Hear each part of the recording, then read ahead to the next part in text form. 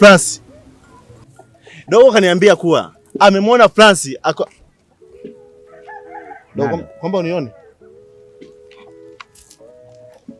Kawaye, unafahamu nini kuhusu France? Acha niseme ukweli. Dogo kaniambia kuwa amemwona France Msoba. Dogo, siwezi kulifumbia hili. Unaelewa mdogo wangu? Dogo kaniambia hivi, France alichika dogo, lakini unielewi bro, unielewi. Acha niseme. Unielewi brother. Acha niseme ukweli. Tuondoke bana, twende bana, tuondoke bana. Acha niweke sawa kweli. Tuondoke bana bro, tuondoke. Kwa Msuva. Baadaye tutakuja.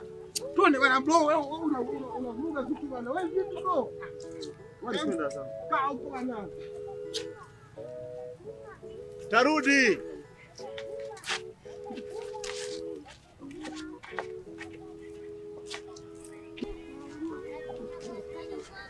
Msuva. Oya. Sasa. Nasikia. Baadaye basi. Baadaye ndugu yangu, sawa? Baadaye. Sijali tutakuwa na. Asiki.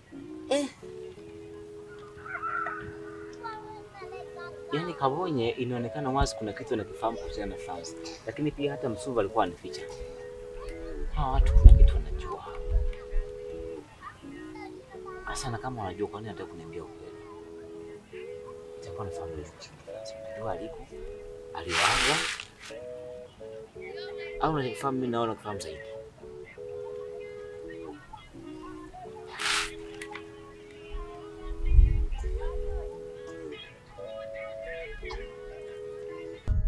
Dawa zako hizo hapo.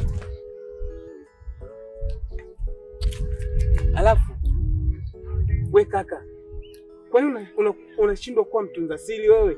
Kila kitu ambacho kinakufika wewe lazima ukitoa hadharani. Kati ya mimi na wewe nani mkubwa?